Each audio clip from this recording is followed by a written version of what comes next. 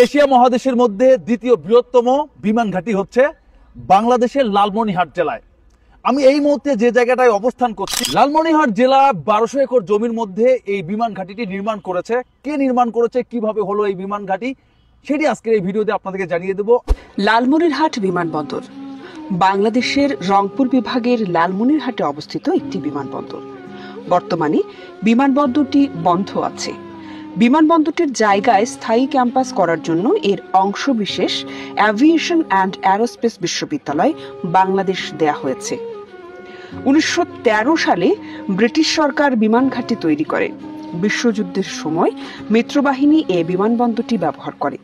1945 সালে যুদ্ধ শেষ হবার পর এটি অব্যবহৃত ছিল দীর্ঘদিন। দ্বিতীয় বিশ্বযুদ্ধের সময় ব্রিটিশ লালমনিরহাট বিমানবন্দর গড়ে তোলে এবং 1947 সালের দেশভাগের পর পরিত্যক্ত হয়ে পড়ে। এরপর 1958 সালে স্বল্প পরিসরে বিমান পরিষেবা চালু হলেও তা বেশি দিন স্থায়ী হয়নি।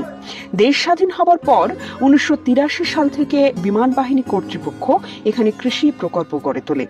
80-র দশকে ফের চালু করা হলেও বন্ধ হয়ে যায় সেটি।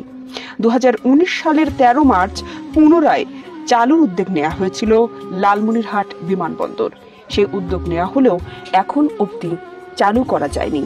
আশা করা যায় যদি এই বিমানবন্দরটি চালু হয় তাহলে উত্তরবঙ্গের মানুষের আশার দরজা খুলবে।